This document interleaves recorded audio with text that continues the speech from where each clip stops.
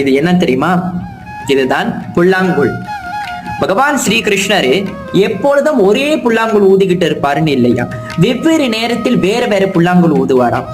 வேணுன்னு ஒரு புல்லாங்குழல் இருக்குமா, அந்த வேணு புல்லாங்குழல் வந்து ரொம்ப சின்ன ஒரு புல்லாங்குழலா, அது உடல்ல வந்து 6 ஓட்டைகள் இருக்குமா. அந்த புல்லாங்குழல் ஒரு 6 இன்ச் சைஸ்ல தான் இருக்குமா. ஒன்னொன்னு புல்லாங்குழல் வந்து வம்சின்னு ஒரு புல்லாங்குழல் இருக்குமா.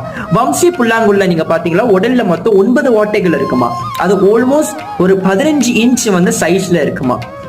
அதுக்கு மேல வந்து ஒரு புல்லாங்குழல் பாத்தீங்கன்னா 18 இன்ச்ல வந்து முரளின்னு ஒரு புல்லாங்குழல் இருக்குமா. இந்த முரளி புல்லாங்குழல வந்து கடைசியில வந்து ஒரு ஓட்டை இருக்குமா, பாடியில வந்து 4 ஓட்டைகள் இருக்குமா. அதோடு பெரிய வம்சி புல்லாங்குழலும் இருக்கா. கொஞ்சம் பெரிய வம்சி புல்லாங்குழல வந்து கிருஷ்ணரோட வந்து மகானந்தான்னு சொல்லுவாங்களா, ஒன்னொன்னு சம்மோகினின்னு சொல்லுவாங்களா. இந்த சம்மோகினின்னு இருக்கு தெரியுமா, அந்த புல்லாங்குழல் வந்து சாதாரண புல்லாங்குழல் இல்லையா, ரத்தினங்கள் பதிச்ச